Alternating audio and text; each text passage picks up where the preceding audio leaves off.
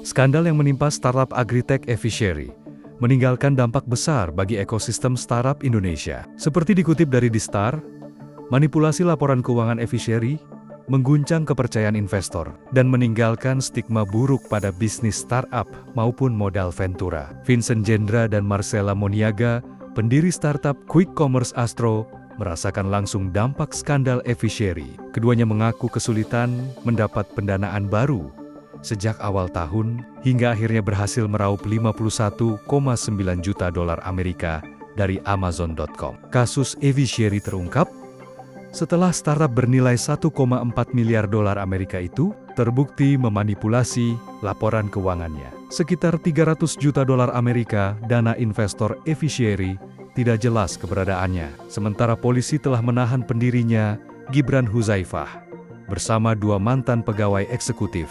Manipulasi keuangan Efficieri itu dinilai membuat investor lebih selektif, menunda pendanaan, dan memperketat uji tuntas. Startup asal Indonesia pun hanya menghimpun dana 80 juta dolar Amerika pada paruh pertama tahun ini, turun tajam dari 200 juta dolar Amerika di semester yang sama tahun lalu. Industri startup pun mendapat tekanan lain setelah pejabat senior di MDI dan Bri Ventures ditahan pada September lalu. Mereka diduga terlibat dalam pelanggaran keuangan terkait investasi di Tanihub. Investor kini menaikkan standar investasi dengan fokus pada tata kelola, transparansi keuangan, dan valuasi yang lebih realistis. Meski pendanaan menurun, namun industri startup Indonesia dinilai tengah bergerak menuju fase yang lebih matang. Baca selengkapnya di www.idnfinancials.com.